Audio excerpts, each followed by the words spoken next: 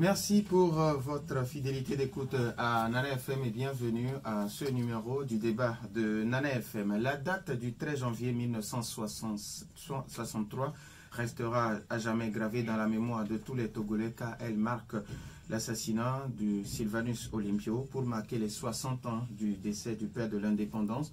L'Union des forces de changement organise demain samedi une conférence débat autour du thème Sylvanus Olympio, analyse, bilan et leçons d'une vie politico-économique actuelle. Quel bilan l'UFC va-t-elle dresser demain devant les citoyens? C'est l'interrogation qui est la nôtre ce matin. Pour en parler, nous recevons dans notre studio le deuxième vice-président, M. Ohin Elliott. Monsieur Ohin, bonjour. Bonjour, Monsieur Lambert, et merci de me recevoir. Alors, les auditeurs, vous avez donc la possibilité d'intervenir dans ce débat sur nos deux numéros, 91 09 71 71 ou le 96 61 58 58 avec Nestor Gloire à la mise en onde. Je m'appelle Norbert Djouvadi. Une fois encore, merci pour votre fidélité d'écoute à Nana FM et bienvenue au débat. Alors, nous sommes en début d'année. Aujourd'hui, c'est le 6 janvier 2023. Sûrement que l'Union des forces de changement a un message à l'endroit de la population en guise de vœux. Bien sûr, l'Union des forces de changement a toujours eu un message à la population. Le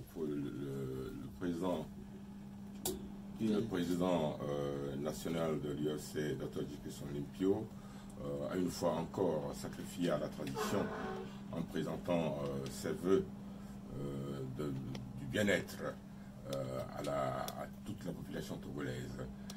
Ceci passe obligatoirement par notre victoire sur les nombreux défis sociopolitiques, socio-économiques et sécuritaires, entre autres. Parmi ces défis, nous pouvons relever le défi de la pauvreté. Ce défi de la pauvreté n'a pas été, disons, facile, lié au fait qu'il y a eu la crise sanitaire à coronavirus,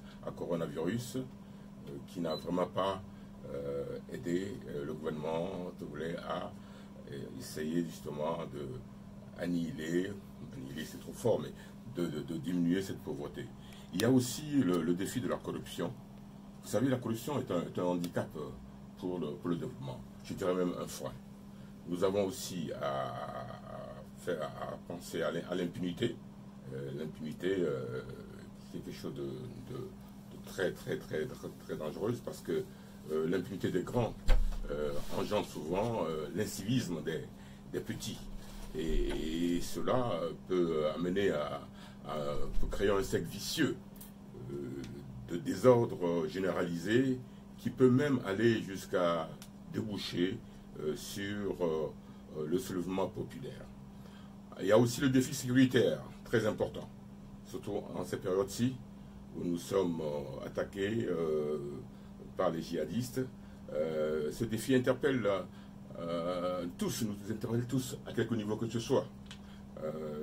Ici, nous devons saluer la vaillance et la bravoure de nos forces de sécurité et de défense, et aussi nous pouvons nous incliner devant ceux parmi eux qui nous ont quittés, aussi bien dans les forces de sécurité que justement dans la population normale.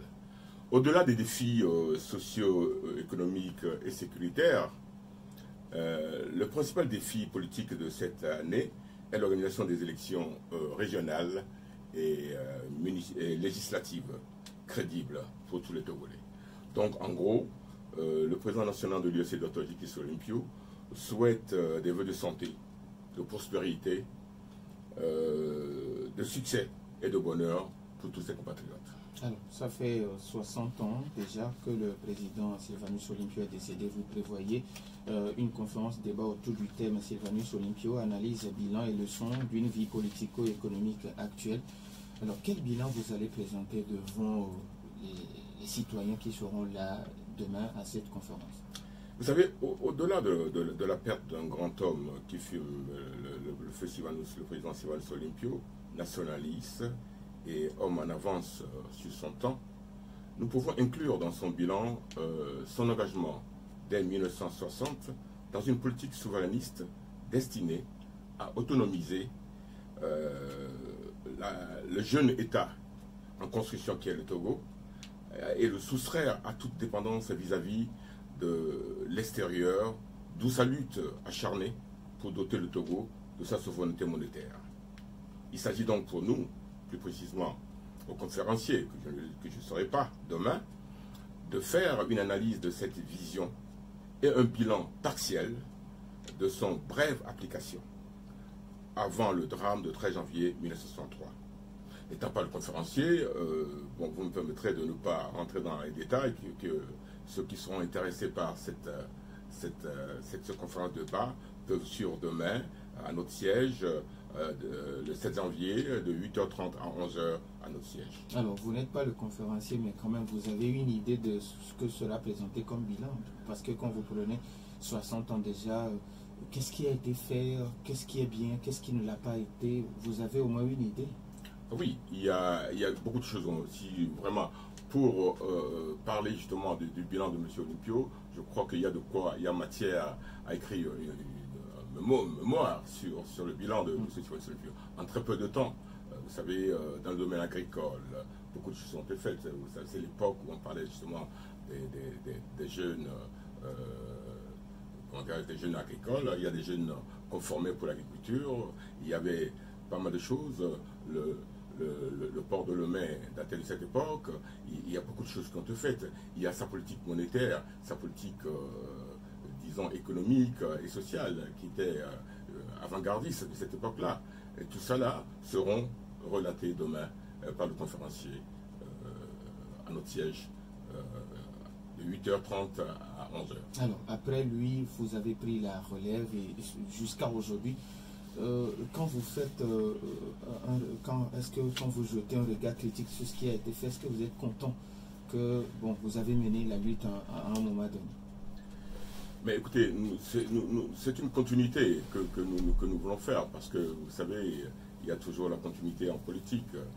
Nos aînés ont mené la lutte jusqu'à un point et nous avons pris le relais. Et nous n'avons pas atteint l'objectif parce que nous sommes parti politique.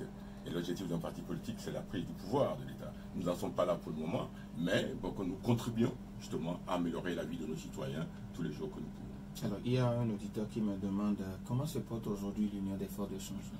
Mais écoutez, l'Union des forces de changement se passe comme tous les autres partis politiques de l'opposition. Nous nous battons justement pour préparer les élections dans la transparence totale et essayer justement de mieux nous faire connaître. Il y a eu quelques déboires, mais bon, ces déboires sont déjà passés, on avance. Et bon, écoutez, l'Union des forces de changement se passe pas mal. Alors, on sait que 2023, c'est une année électorale au Togo.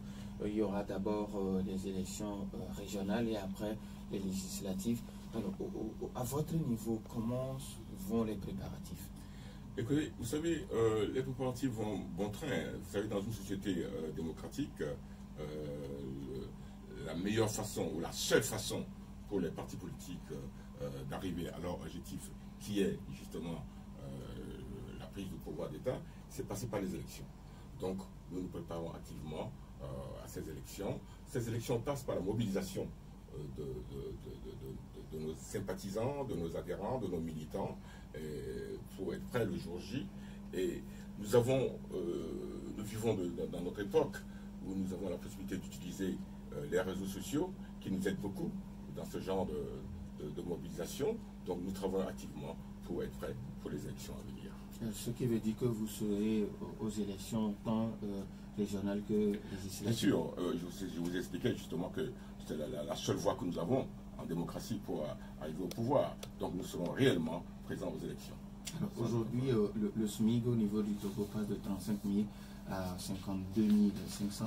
D'abord, quelle appréciation faites-vous des efforts du gouvernement et des partenaires sociaux? Oui, a priori, cette appréciation est bonne. Et nous ne pouvons que féliciter le gouvernement et tous ceux qui sont impliqués de près ou de loin à ce relèvement annoncé du salaire minimum. Relèvement qui doit être sûrement accompagné de l'augmentation de la valeur indiciaire pour faire face à la situation de vie chère et de hausse de l'inflation qui affecte l'économie togolaise en ce moment. Mais le problème qui se rattache à cette augmentation du SMIC est comment faire appliquer le nouveau salaire minimal dans l'ensemble des couches socio-professionnelles, en particulier dans le secteur informel. Et une idée me vient à la tête. En fait, il y a un domaine précis qui me vient à la tête. Vous savez que dans certaines corporations, l'État fixe la base bénéficiaire des propriétaires de cette corporation, des gens qui travaillent dans cette corporation. Je veux penser justement aux pétroliers. Donc je pense que si on augmente le SMIC et qu'on essaie justement de revaloriser la valeur indiciaire, il faudrait peut-être aussi penser, j'espère que le gouvernement y a pensé, de revaloriser aussi justement la marge bénéficiaire de ces pétroliers-là. Parce que eux, ils ont ces marges fixées par l'État. Donc pour permettre à eux aussi de payer le SMIC à ce prix, à 52 500, qui est le nouveau minimum, le nouveau plancher des salaires au Togo, il faudrait peut-être repenser aussi à ces pétroliers qui ont une marge bénéficiaire déjà fixée par l'État. Donc il faut repenser à ça aussi. Au-delà de la conférence de demain sur les 60 ans du décès de Sylvanus Olympio, est-ce qu'il y a d'autres activités? Oui, nous commençons justement cette année, c'est les 60 ans de la disparition tragique du président Sylvanus Olympio. Nous commençons justement des activités par la conférence de presse la conférence débat de demain. Et il est évident que le 12, nous ferons une veillée à notre siège de 17h à 18h, 19h. Nous ferons une veillée. Et habituellement, le 13 au matin, il y a toute une délégation qui quitte Lomé en car pour aller à Ouai déposer des herbes sur les tombes de M. Sylvanus Olympio, où on se recueille là-bas et on discute et on voit à peu près, on fait le bilan un peu de ce parcours-là qu'il a eu, ce grand homme qui est le président Sylvanus Olympio. 91 09 71 71 ou le 96 61 58 58, nos auditeurs ont maintenant la possibilité sur ces deux numéros, mais après la pause.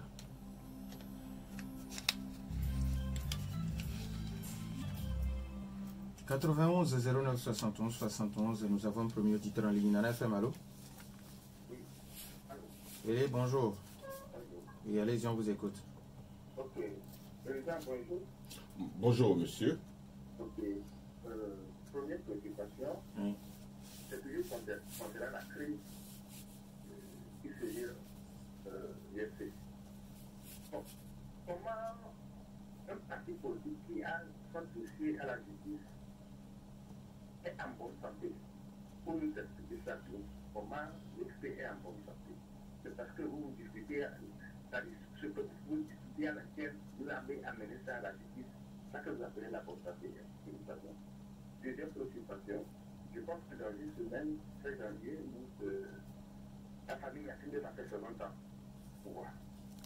Mais on a appris, et c'est au but d'être volé, que Sylvanus Olympio parti avec force assurée dans un accord.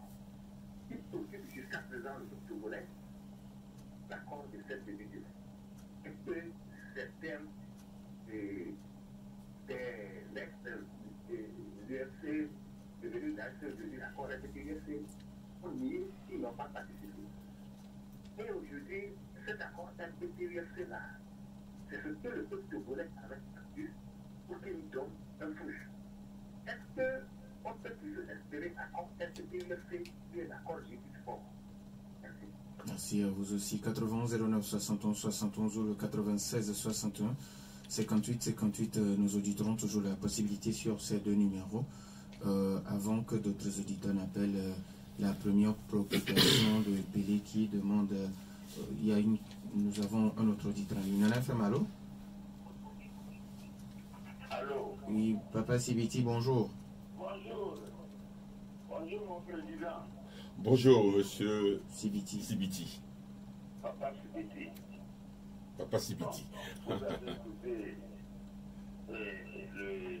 petit frère Pelé, qui vous a posé les questions que les gens, il y a une mésentente entre vous.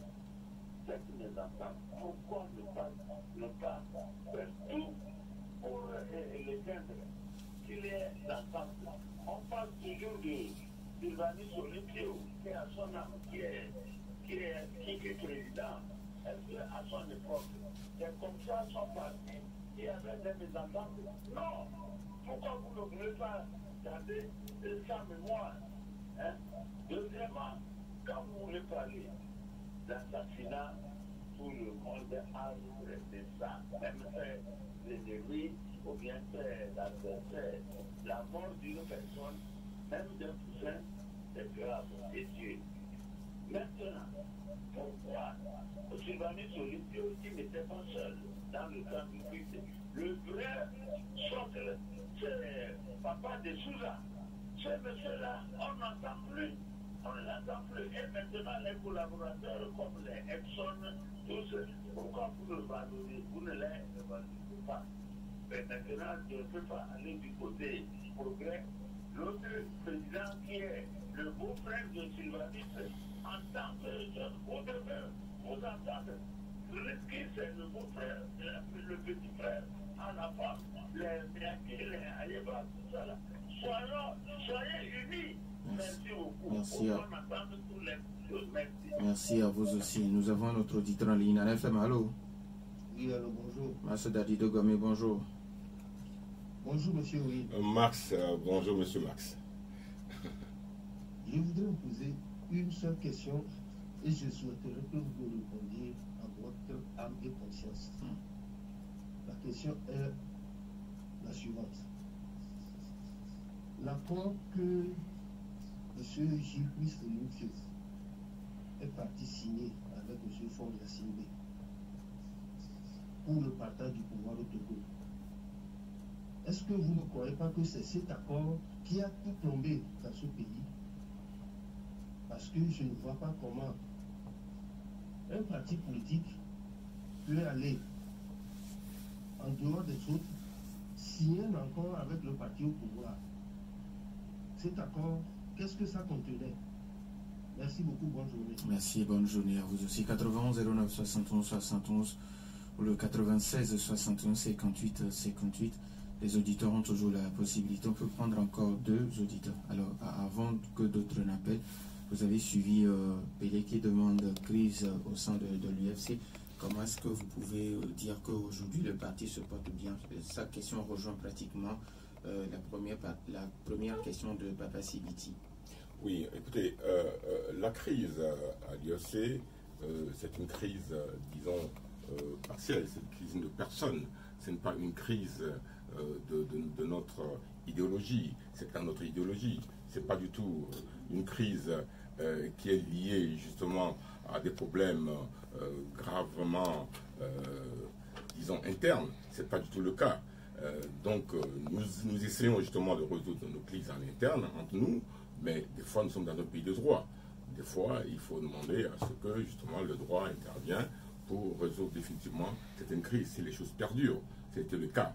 Sinon, bon, écoutez, on ne peut pas, parce qu'il y a une crise liée justement à des problèmes de personnes, à ce qu'on peut appeler justement un montage dans un parti et dire que tout le parti est malade. Non, pas du tout.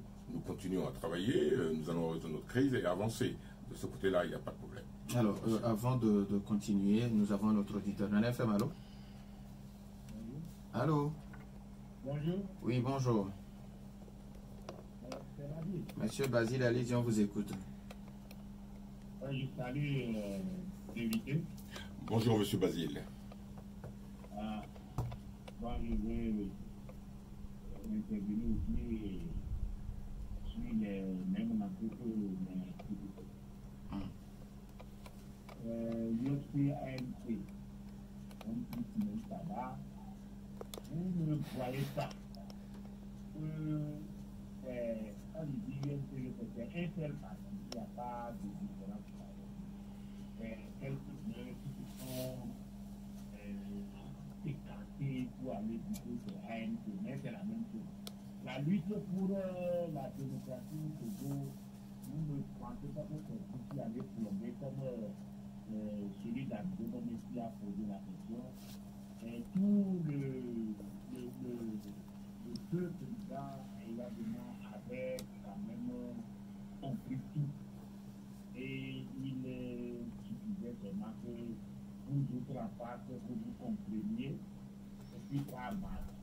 Mais il fait quelque différence. Ça ne sera personne. Est-ce que vous pensez, en votre âme et conscience, comme l'autre l'a dit, que vous êtes là pour le bien du peuple togolais ou non? Merci beaucoup. Merci à M. Basile. 91 09 71 71. Bon, la seconde partie de la question de Papa Sibiti. Aujourd'hui, Sylvanus Olympio n'a pas été le seul à tomber le jour-là. Il y a d'autres collaborateurs, mais aujourd'hui, selon lui, on ne parle pas de ses collaborateurs. Qu'est-ce qui ne va pas? Écoutez, les collaborateurs, peut-être qu'on n'en parle pas publiquement, mais nous honorons toujours ces collaborateurs. Et nous avons beaucoup des petits-enfants des Souza qui sont justement dans notre parti, qui militent avec nous, avec qui nous travaillons sérieusement. Donc, vous savez, dans un parti politique, on ne peut pas parler de tout le monde. Généralement, c'est ce qui se passe. Cela ne veut pas dire pour autant que les autres, on les ignore. On sait très bien le rôle prépondérant qu'a joué le papa des Souza pour l'indépendance du Togo. Nous l'ignorons pas du tout. Nous parlons souvent de papa des Souza et peut-être qu'on ne le fait pas assez, peut-être qu'on ne le dit pas publiquement, mais ce sont des gens qui ne sont pas du tout ignorés. Y compris M. Exxon, que nous connaissons, avec qui ses enfants sont toujours en vie. Nous avons des contacts avec tout ce monde-là. Peut-être qu'on devait... c'est une bonne idée d'ailleurs, il faudrait peut-être qu'on y pense et qu'on fasse, disons, une émission ou qu'on fasse quelque chose pour parler de tout ce monde-là, de toutes ces personnes qui ont contribué à ce que le Togo soit indépendant. Peut-être qu'on devrait le faire. Alors, Mas Dadido Komé qui demande aujourd'hui l'accord entre Gilles Christ Olympio et le président fort Sozimania Singbe. Est-ce que vous ne pensez pas que c'est cet accord-là qui a tout plombé dans le pays? Sa question rejoint pratiquement celle de Basile. Oui, c'est vrai que cette question revient souvent. Je dois apporter encore une réponse aujourd'hui. Vous savez, à l'époque, quand nous avons signé cet accord avec le parti au pouvoir, le RPT, vous savez tous qu'à cette époque-là, tout le pays était en effervescence. Le pays bouillonnait. On ne savait pas jusqu'où ça peut aller. Et cet accord a apporté un cadre nécessaire. Même si certains ne le croient pas, nous pensons, c'est pour ça que cet accord a été signé. C'est vrai qu'on peut se poser la question de savoir si cet accord n'a pas été signé, qu'est-ce qui aurait pu se passer? Personne ne peut nous le dire. Mais ce qui s'est passé après l'accord, nous le savons.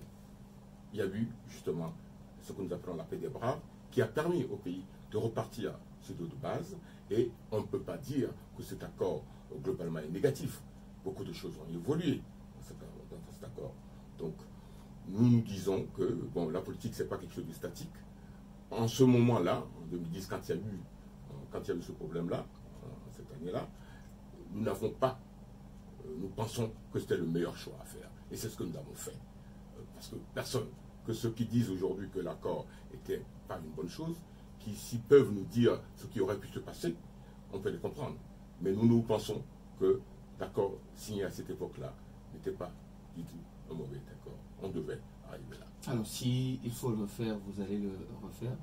Si nous nous trouvons dans les mêmes situations, et si nous pensons réellement que ça peut apporter la paix dans notre pays, nous le referons.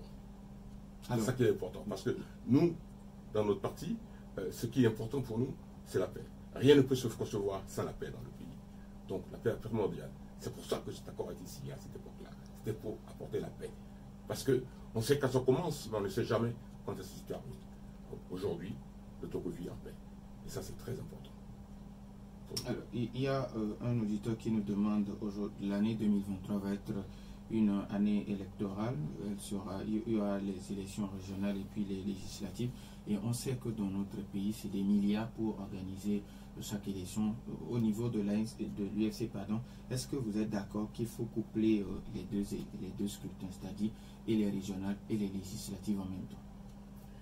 Mais écoutez, je pense qu'il y a un travail préalable à faire pour donner son accord pour ces élections couplées. Il faudra peut-être essayer de former, d'informer la population qui sont au courant justement de ce couplage-là et voir si la faisabilité sera une bonne chose ou pas. Nous n'avons pas à donner notre accord, oui ou non. C'est ce qui sera fait préalablement pour ce couple-là qui est important. Si l'information passe bien et si notre population est vraiment documentée et sait exactement ce qui va se passer, pourquoi pas? Peut-être que ça, comme votre auditeur le disait, ça reviendra moins cher à notre pays de couper ces accords. Nous sommes d'accord. Nous ne voulons pas dépenser de l'argent. Il faut dépenser de l'argent dans notre pays. Si on peut économiser pour la vie sociale, pour essayer d'améliorer la vie sociale de nos compatriotes, c'est une très bonne chose. 91 09 71 71 ou le 96 71 58 58, on peut encore recevoir un auditeur. Alors, il y a encore une question. Quel score entend faire l'UFC à ces deux élections? Est-ce que vous vous êtes déjà posé cette question? Oui, mais écoutez, quand on est un parti politique et qu'on va aux élections, on veut faire le maximum de scores.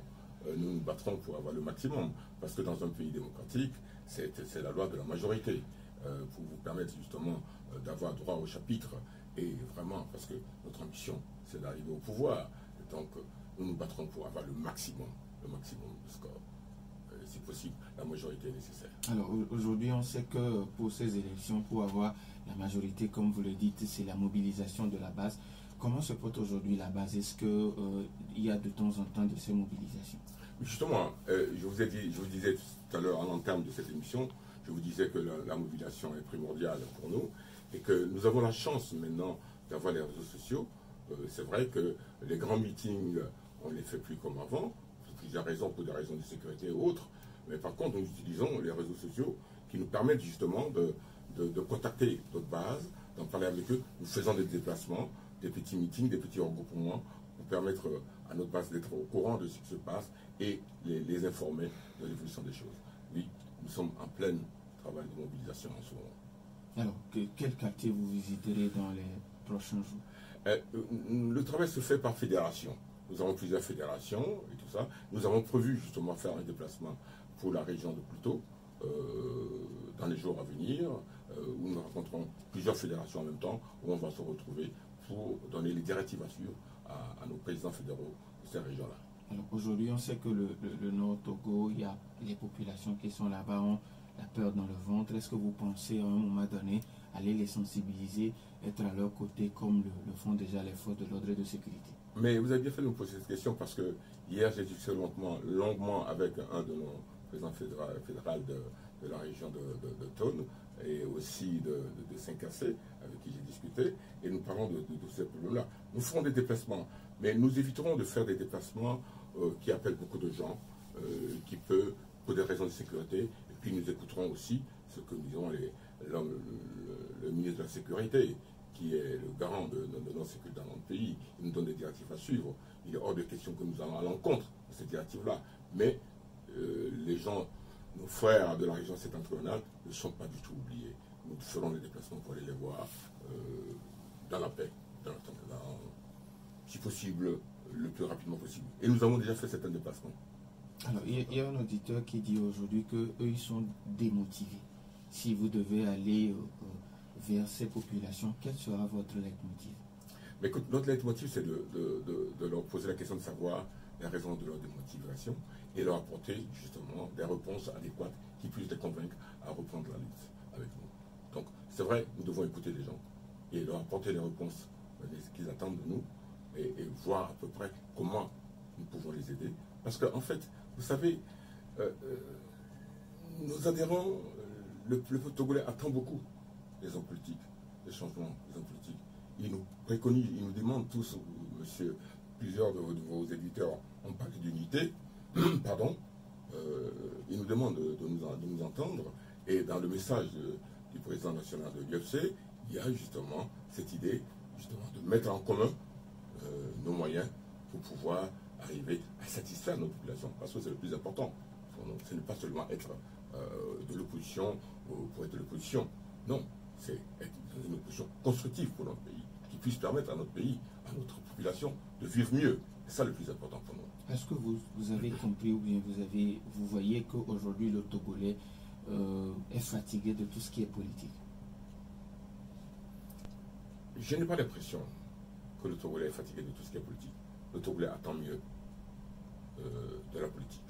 Et c'est à nous, justement, de corriger ces choses-là, pour que nous puissions les satisfaire. Fatigué, non. Fatigué, ça veut dire qu'on ne veut plus du tout évoluer. On veut plus. Vous voyez, il y a le SMIC qui a été augmenté dans le pays, c'est une bonne chose. Et nous devons accompagner tout cela. Et nous devons aider nos frères qui sont fatigués, comme vous dites, de la politique, à ne pas être fatigués. Parce que c'est que la lutte qui libère, comme dirait l'autre. Nous devons continuer à lire pour que nous soyons totalement libérés. Alors, cette question vient souvent. Vous êtes le parti de chef de file de l'opposition, mais jusqu'ici, c'est toujours dans l'imaginaire. Où se trouve exactement cette institution que vous incarnez? Vous parlez d'institution. Quand vous parlez d'institution, vous parlez de l'État. L'institution, justement, est dans la main, justement, de l'État. C'est l'État, justement, qui met en place une institution, qui dote l'institution des moyens. Écoutez, nous sommes là. Le président de cette institution, le chef de file de l'opposition, avant son départ de Lomé, a rencontré pas mal de leaders politiques avec qui ils ont discuté. On continue de le faire. Donc, nous n'avons pas, disons, un immeuble ou quelque chose où on peut dire, voilà le siège du chef de file de l'opposition, mais ce n'est pas ça qui fait de cette opposition. Le chef de file de l'opposition existe et nous travaillons dans ce sens-là. C'est le travail qui est fait par le chef de file de l'opposition qui est très important. Ce n'est pas seulement le mur dans lequel, dans l'enceinte dans laquelle se trouve le chef de file de l'opposition qui est important. C'est le travail qui est fait justement pour accomplir sa mission. Alors, vous venez de le dire, il faut une opposition constructive. Alors, pour être une opposition constructive, comme vous le dites, quelles sont donc vos propositions pour un Togo émergent en 2023? Écoutez, notre proposition, justement, nous allons en faire beaucoup durant cette campagne électorale et nous avons nous-mêmes moi-même j'ai pris mon matin de terrain pour rencontrer un certain nombre de leaders politiques pour en discuter. L'essentiel pour nous, c'est que notre pays avance, que le Togo évolue. Et nous disons maintenant que nous ne pourrons pas être dans une position frontale, une position draconienne. Il faudrait faire des propositions au gouvernement pour qu'on avance. Puisque le gouvernement nous a tendu la main, et tend la main toujours à l'opposition, nous devons construire notre pays. Ce n'est pas être. L'opposition ne veut pas dire qu'on doit être complètement négatif devant tout ce qui se fait.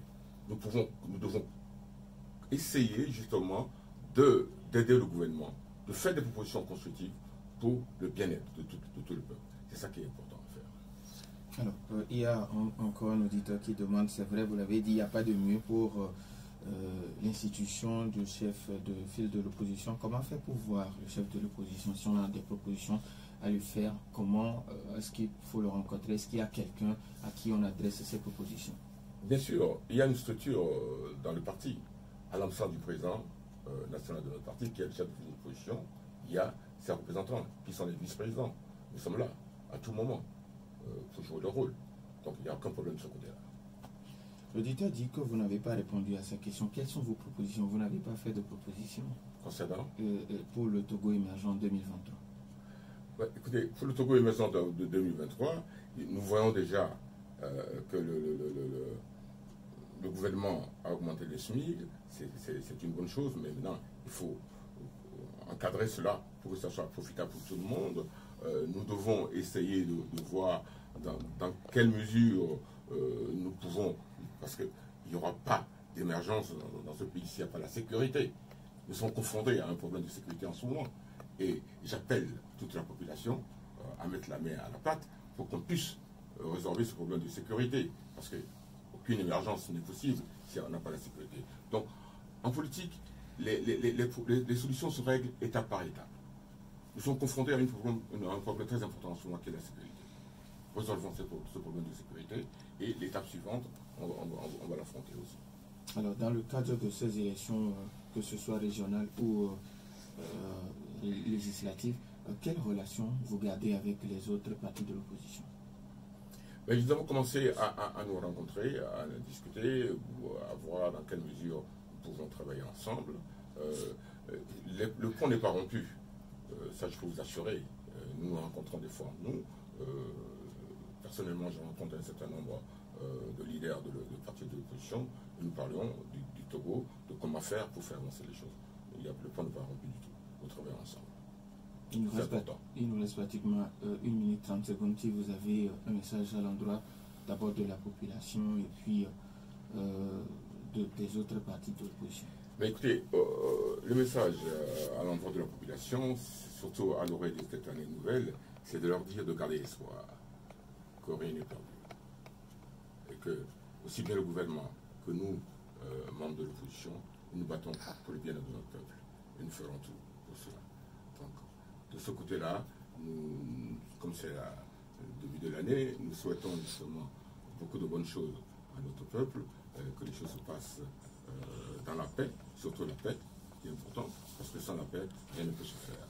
Et nous félicitons aussi au gouvernement pour tout l'effort qui est fait pour essayer justement de garder la paix, très précieux pour notre pays. Très important. Et pour les autres partis? Pour les autres partis politiques, nous continuons à travailler ensemble, à nous voir, à discuter ensemble, parce que c'est ensemble que nous construisons ce pays. Le Togo ne peut pas construire si nous sommes divisés. Nous devons travailler ensemble pour construire le pays. Donc, nous sommes conscients qu'il faut travailler ensemble. Qui peut participer à votre conférence de débat que vous organisez demain? Écoutez, tous ceux qui sont intéressés par le sujet, par le thème, nous avons invité les partis d'opposition, tous les partis politiques au Togo. On leur a envoyé un carton d'invitation. Ils peuvent venir, parce que c'est très important. Vous savez, M. Olympio, le président Olympio, est une icône. C'est quelqu'un qui a apporté beaucoup en très peu de temps. Malheureusement, sa vie a été écourtée. Mais je crois que beaucoup de gens sont intéressés. Et quand on voit maintenant les choses qui se passent, notamment dans le domaine monétaire, c'est à la mode maintenant qu'on parle justement de la monnaie. M. Olympio a été un précurseur. Il a compris très vite qu'on ne peut pas avoir une autonomie totale sans notre propre monnaie. Et vous savez, il s'est battu pour ça. Donc, je pense que ceux qui seront demain à la conférence ne seront pas déçus. Nous disons merci. Je les invite. Nous disons merci à Ovin Elliott, deuxième vice-président de l'Union des forces de changement. Merci également à Nestor Glo pour la mise en ordre. Merci également à Maïmouna Hassan derrière la caméra. Je suis Norbert Djouadi. Bonne suite de nos programmes.